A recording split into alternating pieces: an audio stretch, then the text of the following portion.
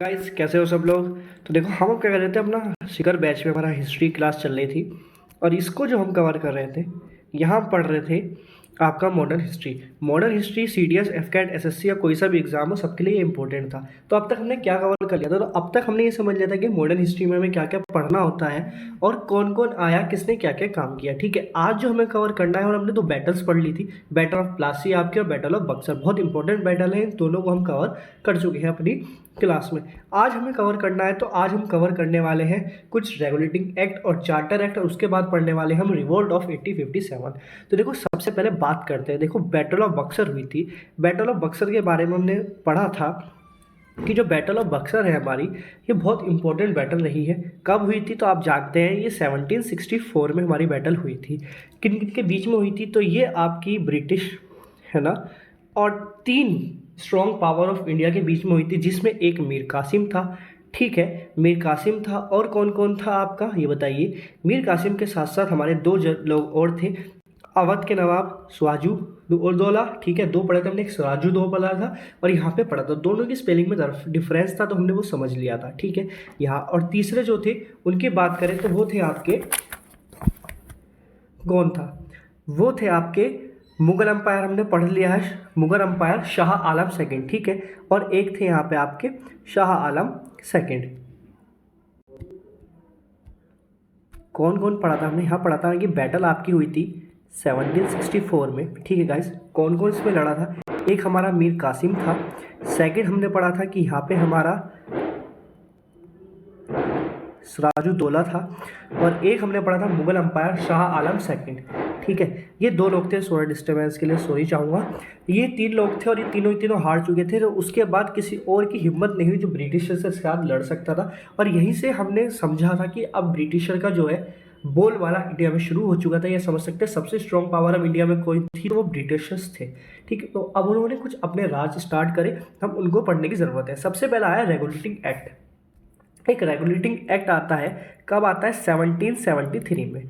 ठीक है, यानी कि जो बैटल हुई उसके कुछ टाइम बाद आता है, यानी कि इन्होंने अपना दबदबा जमाने की स्टार्ट कर दी। इसमें इन्होंने क्या काम करा, इसमें इन्होंने पहला काम किया कि फर्स्ट स्टेप लिए इन्होंने, जो टेकन बाय ब्रिटिश गवर्नमेंट थी, वो क्या थी, इन्होंने कंट्रोल एंड रेगुलेट करना स्टार्ट कर दिया the affairs of east India company India. यानी कि जो ईस्ट इंडिया कंपनी का जो भी कंट्रोल हो रहा था, अभी एक तरीके से ओवरऑल ब्रिटिशर से चल रहा था, आपका वहाँ से ही चल रहा था, बट यहाँ पे ओवरऑल कंट्रोल इन्होंने यहाँ पे ईस्ट इंडिया कंपनी के द्वारा स्टार्ट कर दिया। सेकंड इंपॉर्टेंट पॉइंट आती है, और ये आपका स्टैटिक जीके का पोर्शन हो जाता है। यहाँ क्या कि जो जनरल ऑफ बंगाल था, यानी कि पहले एक जनरल ऑफ बंगाल था, उसको चेंज करके बना दिया गया, सॉरी जनरल कह रहा हूँ, गवर्नर ऑफ बंगाल को जो है चेंज करके बना दिया गया गवर्नर जनरल ऑफ बंगाल। और पहला गवर्नर जनरल ऑफ बंगाल की बात करें कौन बना, तो वो बना आपका लॉर्ड वैन हास्टिंग। ठीक है, उसके बाद आता है, इसी के दौरान आपके सुप्रीम कोर्ट की स्टैब्लिश, यानी कि सुप्रीम कोर्ट को बनाया गया कहाँ, कलकत्ता में। ठीक है, आप जानते हैं कलकत्ता से उसके बाद उसको शिफ्ट किया गया, वो सब आगे आगे धीरे करके कवर करेंगे। और क्या बात करी गई, यहाँ पे प्रोहिबिटेड कर दिया गया जो एम्प्लॉयज़ थे, यानी कि जो भी गवर्नमेंट एम्प्लॉय वर्क कर रहे थे, चाहे इंडियन हो या आपका ब्रिटिशर हो, इंडियन तो वैसे ही बहुत कम थे, बट जो भी थे उन सबको रोक लगा दी गई। किस चीज़ के लिए, कि वो ट्रेड यानी कि अपना व्यापार नहीं कर सकते बिना लाइसेंस के, और उनको गिफ्ट यानी कि उनको करप्शन के लिए कोई भी मनी वगैरह है, कुछ भी और चीज़ नहीं दी जा सकती है। ये था आपका रेगुलेटिंग एक्ट। अब इंपॉर्टेंट होते हैं हमारे चार्टर एक्ट। हम समझते हैं कि कितने चार्टर एक्ट हैं, तो याद रखना चार चार्टर एक्ट आए हैं, चारों के चारों बहुत इंपॉर्टेंट है। क्यों है, अब उसको समझने की ज़रूरत है। पहला आया आपका चार्टर एक्ट 1793 में। कब आया, 1793 में चार्टर एक्ट आता है, और इसमें कुछ चीज़ें हुई। इसमें क्या हुआ, इसमें जो आपकी ट्रेड मोनोपोली का मतलब है एक तंत्र राज, यानी कि अकेला ईस्ट इंडिया कंपनी का जो राज था उसको बढ़ा के 20 साल के लिए एक्सटेंड कर दिया गया। यानी कि अब 20 आने वाले 20 साल के लिए यहाँ से वो फ्री था अपना ट्रेड करने के लिए, किसी भी चीज़ के लिए। और जो सैलरी ऑफ ब्रिटिशर्स ऑफिसर्स की थी, उसको क्या किया, उसको स्टार्ट कर दिया गया पेइंग करना इंडिया रेवेन्यू से, यानी कि इंडिया से जो भी कर वगैरह वसूल रहे थे, उसी से जो आया था उसी से उनकी ब्रिटिशर्स की सैलरी देना शुरू कर दिया। पहले उनकी लंदन से ही आती थी। और यहाँ पे एक रिटर्न लॉ रूल बना दिया गया। अब ये रिटर्न लॉ रूल का मतलब क्या है, इसको किस तरह से समझेंगे। इसका मतलब आप ये समझिए कि जो अभी तक रूल हो रहा था वो ओवरऑल हो रहा था। अब इन्होंने क्या करा कि एक रिटर्न रूल, यानी कि रिटर्न फॉर्म में बना दिया गया रूल, और उसके अकॉर्डिंग रूल किया जाएगा, ये यहाँ पे इन्होंने बता दिया गया इस चार्टर एक्ट के अंदर। नेक्स्ट चार्टर एक्ट आता है आपका, वो आता है 1813 में, यानी कि 20 साल की बात थी तो देखो 10 साल तो यहाँ 803 तक, और ये जस्ट 20 साल बाद आपका एक और चार्टर एक्ट आता है। ये चार्टर एक्ट आता है और ये कब आता है, ये आपका आता है 1813 में। इस चार्टर एक्ट के अकॉर्डिंग क्या होता है, अबोलिश कर दिया जाता है मोनोपोली ऑफ ट्रेड, यानी कि जो ईस्ट इंडिया कंपनी की ट्रेड की मोनोपोली थी जो 20 साल के लिए बढ़ाई गई थी, अब उसको अबोलिश कर दिया जाता है, बट पूरी तरीके से नहीं किया जाता। इनके लिए कुछ चीज़ें छोड़ दी जाती है, क्या कि या ये तो टी का व्यापार कर सकते हैं, यानी कि चाय पत्ती या जो चाय है उसका व्यापार कर सकते हैं, या फिर ये चाइना के साथ ट्रेड कर सकते हैं, बस बाकी सब चीज़ के लिए बंद कर दिया गया। इसी दौरान ब्रिटिशर्स ने क्या काम करा, क्रिश्चियन मिशनरीज़ को भेजा, यानी कि जो आप देखेंगे वहाँ पे जो सिस्टर्स होती है ना, सिस्टर्स फादर्स होते हैं ना, उनको भेज दिया गया, किस लिए कि वो अपना जाके एडवर्टाइजमेंट कर सके या उन लोगों को कन्वर्ट होने के लिए प्रेरित कर सके, ठीक है, या माइंड वॉश करके उनको कन्वर्ट करने। बेसिकली कृष्ण मिशनरी को इसलिए भेजा कि ये आके कृष्ण जो उनका रिलीजन है उसको एक्सपेंड कर सके, ठीक है। इसी दौरान कह सकते हैं ये ही सबसे प्लस पॉइंट रहा, या कह सकते हैं कि हमारी जो आगे हेल्प हुई वो इस वाले ही स्टेप से ही। अंग्रेजों ने क्या काम करा, इन्होंने इन्वेस्ट करना स्टार्ट कर दिया 1 लाख रुपए हर साल के हिसाब से, किस लिए, इंडियन को एजुकेट करने के लिए, कि इंडियन बहुत अनएजुकेटेड, उनको एजुकेट करेंगे तो वो हमारी बात को समझ पाएंगे, इस वजह से इन्होंने इस चीज़ को किया। तो ये बहुत प्लस पॉइंट हो जाता है हमारे लिए इस चार्टर एक्ट के अंदर। नेक्स्ट चार्टर एक्ट आता है जस्ट 20 साल बाद, या 20 साल के गैप में चार्टर एक्ट आपके आए हैं। ये चार्टर एक्ट आता है, ये आता है आपका 1833 में। इस चार्टर एक्ट में क्या होता है, पूरी तरीके से अबोलिश कर दिया जाता है ईस्ट इंडिया कंपनी का जो भी ट्रेड वगैरह था उसको पूरी तरीके से बैन कर दिया जाता है, यानी यहाँ से ईस्ट इंडिया कंपनी की कहानी खत्म हो जाती है आपकी। उसके बाद क्या होता है, जो आपका गवर्नर जनरल ऑफ बंगाल बनाया गया था, पहला कौन बना था, लॉर्ड माउंट हास्टिंग हमारा, उसको चेंज करके अब बना दिया जाता है गवर्नर जनरल ऑफ इंडिया, यानी कि पूरी इंडिया का एक, पहले बंगाल का इसलिए क्योंकि बंगाल बहुत बड़ा राज्य होता था तो इसलिए बंगाल पे ही रूल सबसे ज़्यादा किया गया था। बट इन्होंने अब क्या काम करा कि पूरी इंडिया का ही एक बना दिया। पूरी इंडिया का बनने वाला कौन था, वो था आपका लॉर्ड विलियम बेंटिक। और पूछ सकते हैं आपकी last governor general of Bengal कौन था, तो ये भी आपका विलियम वेस्टिंग था, ठीक है। तो पहला general governor of India William Bentinck, last governor general of Bengal William Bentinck. उसके अलावा और क्या पॉइंट हुआ, उसके अलावा इसमें ये बात कहा गई कि जो ब्रिटिशर्स है उनको राइट मिल गया इसमें कि वो इंडिया में लैंड परचेज कर सकते हैं। इसके अलावा उनके पास पहले राइट नहीं था कि जो ब्रिटिशर्स है बाहर के लोग हैं वो इंडिया में लैंड परचेज कर सके, बट इस चार्टर एक्ट के उनको मिल गया। और यहाँ क्या हुआ, यहाँ एडमिनिस्ट्रेशन ऑफ कंपनी वर भी सेंट्रलाइज, यानी कि जो अब तक सेंट्रलाइज नहीं था उसको सेंट्रलाइज कर दिया गया उनका एडमिनिस्ट्रेशन जो था। उसके बाद लास्ट चार्टर एक्ट आपका आता है, ये ठीक 20 साल बाद आपका आता है 1853 में। और इस चार्टर एक्ट में क्या होता है, जो एडमिनिस्ट्रेशन है और लेजिस्लेचर है उनको सेपरेट कर दिया जाता है, यानी कि अलग अलग कर दिया जाता है। और पहली बार रिटन एग्जाम कंडक्ट कराया जाता है आपका ICS का, किसका, ICS का, जिसको आज के टाइम में आप कहते हैं IAS का एग्ज़ाम, ठीक है। इसी को IAS का एग्ज़ाम कहा जाता है अब। और याद रखेंगे ICS के एग्ज़ाम की बात करें तो यहाँ पे ऑल इंडिया 4th रैंक लेके आए थे आपके सुभाष चंद्र बोस। उस टाइम पे बहुत बड़ी बात होती है, किस टाइम में, 1920, शायद 1920 में, है ना। ऑल इंडिया नहीं, ऑल वर्ल्ड 4th रैंक लेके आए थे। बहुत बड़ी बात होती है उस एग्ज़ाम को उस टाइम क्रैक करना, ठीक है। अब स्टार्ट होता है हमारा सबसे important cheese, revolt of 1857। Revolt of 1857 को पढ़ने से पहले मैं कुछ आपको पॉइंट्स बताना चाहूँगा कि इसको हम किस तरीके से पढ़ेंगे। इसको हम सबसे पहले पढ़ेंगे कि इसमें उस टाइम जब ये रिवोल्ट हुआ कौन क्या था, कहाँ का क्या था। फिर हम पढ़ेंगे इसके कुछ रीज़न्स कि इसके क्या रीज़न रहे हैं, किस वजह से ये हुआ, ठीक। उसके बाद पढ़ेंगे किस लीडर ने कहाँ से इसको किया, और उसी के साथ पढ़ेंगे इस दौरान हमारी कुछ बुक्स लिखी गई हैं, वो बुक किसने, क्या नाम था और किसने उसको लिखा। इस तरीके से हम रिवोल्ट ऑफ 1857 को आपके कवर करने वाले हैं। सबसे पहला आता है रिवोल्ट ऑफ 1857, ठीक है। याद रखेंगे रिवोल्ट ऑफ 1857 हिस्ट्री में बहुत इंपॉर्टेंट है, क्योंकि यहाँ से आप कोई सा भी एग्जाम देंगे आपको एक क्वेश्चन मिल ही जाता है, ठीक। तो आप याद रखेंगे सबसे पहले कि सिंबल क्या था हमारा, रिवोल्ट ऑफ 1857 का सिंबल क्या था। तो आप याद रखेंगे लोटस और ब्रेड, या कह सकते हैं फूल और रोटी, ठीक है। ये हमारा इसका रीज़न था। सबसे पहला कमल कह सकते हो, ठीक है, कमल और रोटी, ये इसका सिंबल था। अब उसके बाद आता है कि जब ये रिवोल्ट ऑफ 1857 हुआ उस टाइम ब्रिटिश क्राउन किसके पास था। तो आप याद रखें क्वीन विक्टोरिया के पास उस टाइम ब्रिटिश क्राउन था। बात आती है कि ये पूछ लिया जाता है कि जब रिवोल्ट ऑफ 1857 हुआ तो ये बताओ भाई साहब उस टाइम प्राइम मिनिस्टर कौन था? ब्रिटेन का। तो आप याद रखेंगे उस टाइम प्राइम मिनिस्टर था प्रेमिस्टन। ठीक है, ये पूछ लिया जाता है जब रिवोल्ट ऑफ 1857 हुआ तो ये बताओ उस time governor general of India कौन था? तो आप याद रखेंगे लॉर्ड कैनिंग था आपका गवर्नर जनरल ऑफ इंडिया, और इसी को कह सकते हैं यही था आपका फर्स्ट वायसराय। ठीक है, इसके अलावा एक ये भी पूछ लिया जाता है रिवोल्ट ऑफ 1857 हुआ तो उस टाइम मुगल अंपायर का राजा कौन था? तो आप याद रखेंगे उस time last ruler of Mughal umpire कह सकते हैं आप, वो था आपका बहादुर शाह जफर। ठीक है, ये था उस टाइम मुगल अंपायर। अब आती है इंपॉर्टेंट कि क्या क्या रीज़न रहे हैं, या रीज़न से पहले मैं आपको बुक कवर करा देता हूँ कि कौन कौन सी बुक थी। ठीक है, तो आप यहाँ उन बुक को नोट कर सकते हैं क्योंकि अभी मैंने उनको जानबूझ के PDF में नहीं लिखा था। ठीक है, तो आप यहाँ देख सकते हैं कुछ बुक्स कि वो कौन कौन सी बुक थी और किसने लिखा था। हम दो पार्ट में इसको डिवाइड कर लेते हैं। आप कहें कलर नहीं दिख रहा तो मैं मे बी कलर थोड़ा चेंज करके देख लेता हूँ जो इसमें विजिबल हो।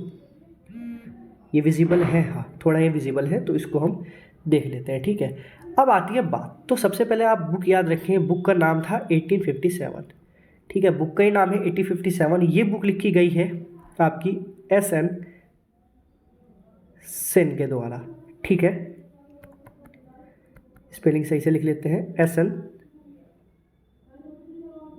सेन। ठीक है, सेकंड बुक आती है आपकी और इस बुक का नाम रखा गया था इंडिया वॉर ऑफ इंडिपेंडेंस। ठीक है, और ये जो बुक है ये लिखी गई है आपकी VD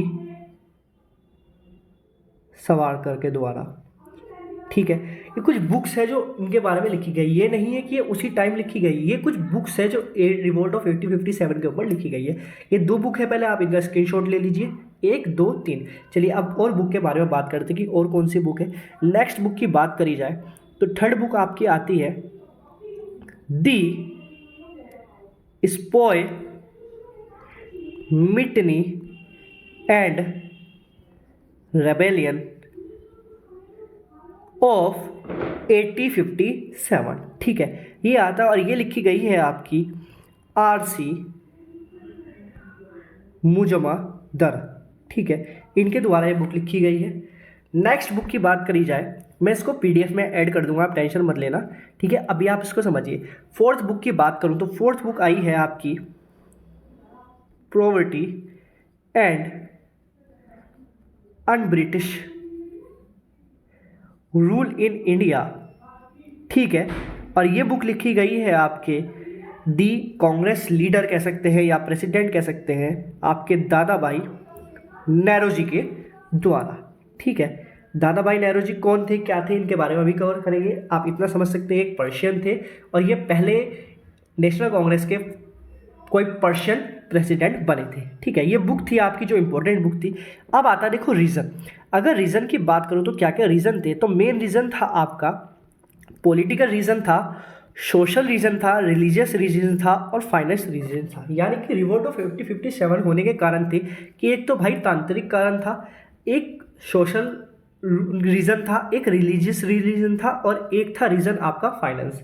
ठीक है, ये रीज़न थे। अब ये रीज़न किस तरीके से क्या थे ये समझने की ज़रूरत है, तो आप समझेंगे कि पॉलिटिकल रीज़न का मतलब क्या है।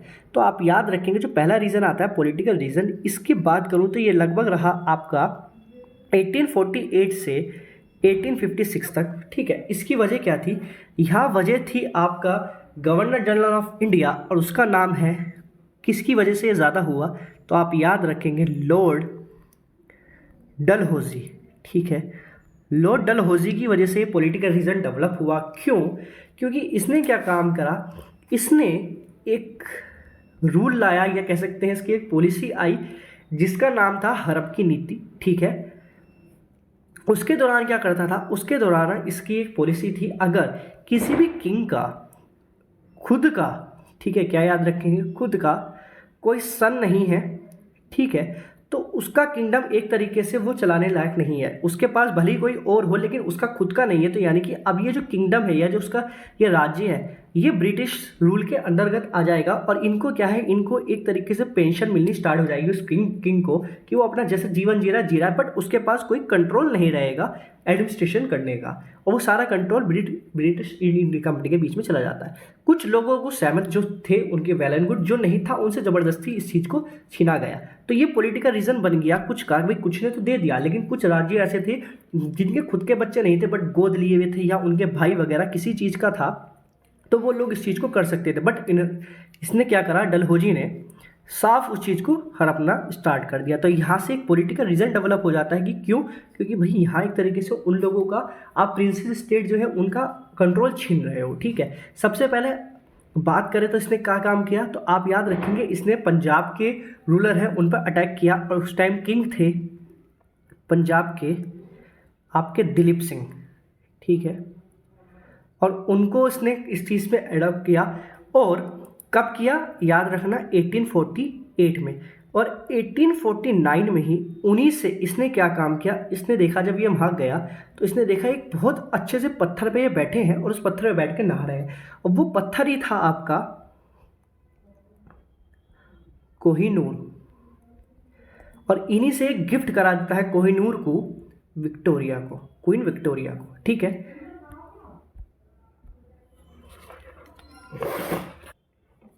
ठीक, ये चीज़ आप याद रखेंगे। और याद रखेंगे कि लॉर्ड डलहौजी के बारे में बात करी जाए तो यही है जिसने सबसे पहले इंडिया में ट्रेन स्टार्ट करी। और ट्रेन कब स्टार्ट हुई, तो आप याद रखेंगे 1853 में सबसे पहली ट्रेन स्टार्ट करी गई, जिसका रनअप था 34 किलोमीटर। कहाँ से स्टार्ट करी गई, तो आप याद रखेंगे ये ट्रेन थी आपकी जो बॉम्बे से थाने तक गई थी। ठीक है, और इसी ट्रेन का नाम रखा गया था ब्लैक ब्यूटी। ठीक है, किसने स्टार्ट करी थी, डलहौजी ने स्टार्ट करी गई थी। तो ये था मेन पॉलिटिकल रीज़न जिस वजह से ये सब कुछ हुआ।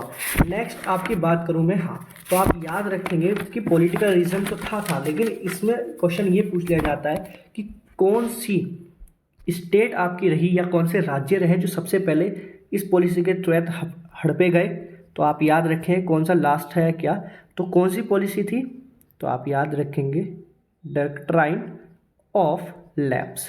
ठीक है, और हिंदी में हड़प की नीति। तो ये पॉलिसी थी किसकी, इसको अच्छे से लिख देते हैं। ठीक है, कौन सी पॉलिसी थी आपकी, तो ये आप याद रखेंगे फिर से डॉक्ट्राइन ऑफ लाइप्स। ठीक है, ये थी डलहौजी की खिलाफ आपकी पॉलिसी। और इसमें कुछ राज्य हैं जो हड़पे गए। सबसे पहले आप ट्रिक बना लो SSB। ठीक है, यानी कि SSB आप याद रखते हैं, हर कोई SSB देता है। और उसके बाद याद रखेंगे आप ये, तो इसको बना सकते हैं कि SSB देनी है हमें। ठीक है, लेकिन कैसे देनी है, देखो कहते हैं ना SSB देने जाना, लेकिन ज़्यादा उचकना मत। ठीक है, उचकना मत, उज्जैक है ना, उज्जैकना मत, उचकना को उज्जैकना मत कर दो। तो क्या रखोगे, उजक ना।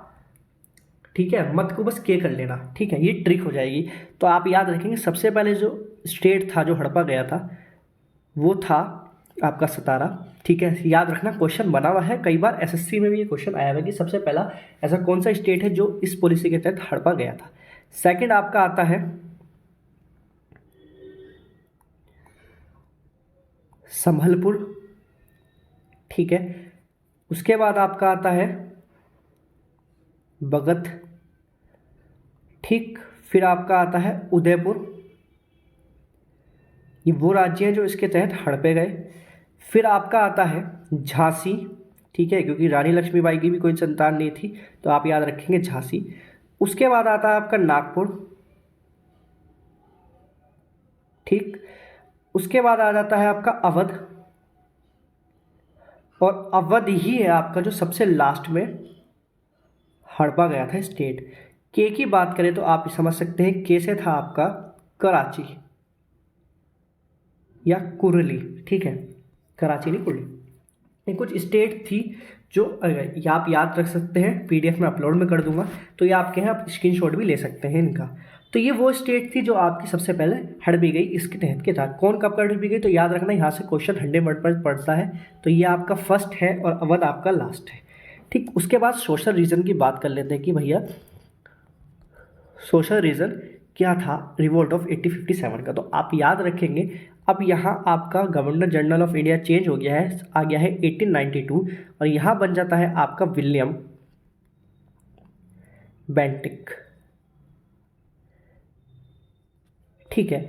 और यहाँ बात करें तो इसमें क्या हुआ, इसने सोशल सिस्टम क्यों हुआ, इसने कुछ चीज़ों में प्रोविजन कर दिया और इसने हिंदू समाज या और समाजों के साथ इसने कुछ भेद बदलाव किए, जिस वजह से ये सब चीज़ होने लगी। वो क्या था, ये था आपका, इसने प्रोहिबिटेड किया आपकी सती सिस्टम को, ठीक है। सती सिस्टम आप जानते हैं, जिसका पति मर जाता था उसी के साथ उसकी वाइफ को जला दिया जाता था, ये था सती सिस्टम। तो इसने सती सिस्टम बंद किया, किसकी हेल्प के साथ, इसने हेल्प ली राजा राम मोहन रॉय, ठीक है।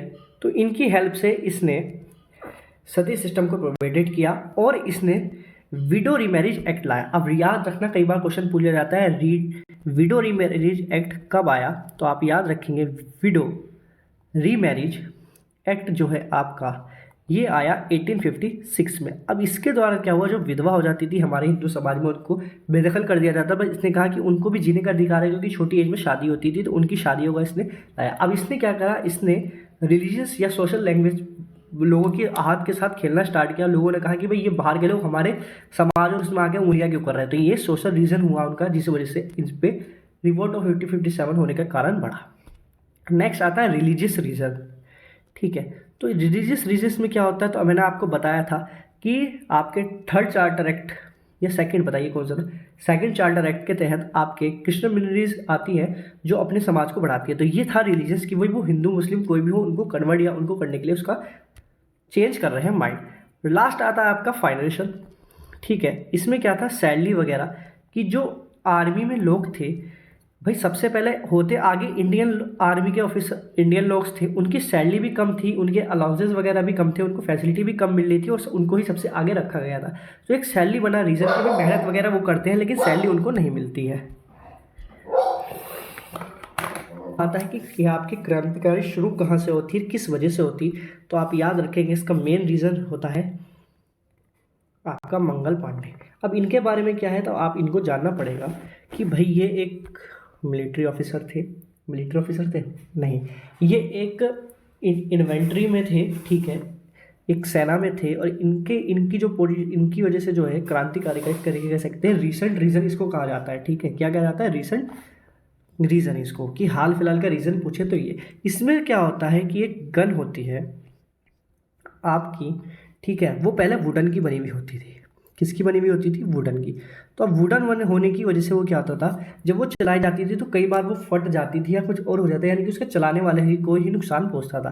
तो इसको गन को चेंज करने के लिए क्या काम किया गया, एक गन लाई गई जिसका नाम था इनफील्ड राइफल, ठीक है, इनफील्ड राइफल लाई गई और ये थी आपकी आयरन गन। तो जो फटने का था वो चांस अब कम हो गया, लेकिन अब क्या हुआ, आयरन गन थी तो उसके जो कारतूस बनाने थे, कह सकते हो उसकी जो मैगजीन बनानी थी, उसको इस ढंग से बनाना था कि उन पर आपका कार्बन या सीलन वगैरह ना आए। तो इसमें क्या होता है, इसमें बुलेट बनती है। अब जो वो बुलेट बनती है उसके ऊपर उसके मसाले को कवरिंग किया जाता है, और वो जो कवरिंग होती है, याद रखेंगे, उस कवरिंग को बनाया जाता है आपकी काऊ और पिग की स्किन से, ठीक है।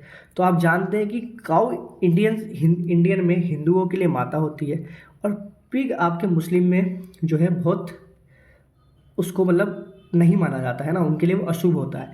तो इस तरीके से ये दो रीज़न बने। अब इस कारतूस में क्या होता था, जो आपकी राइफल होती थी, मान के चलिए ये आपकी राइफल है, तो यहाँ पे एक राइफल में एक आयरन पाइप होता था, तो उस कारतूस को पहले मुंह से फाड़ना होता था, उसका मसाला इसमें डाला जाता था और इससे उसको अंदर किया जाता था, फिर फायरिंग की जाती थी।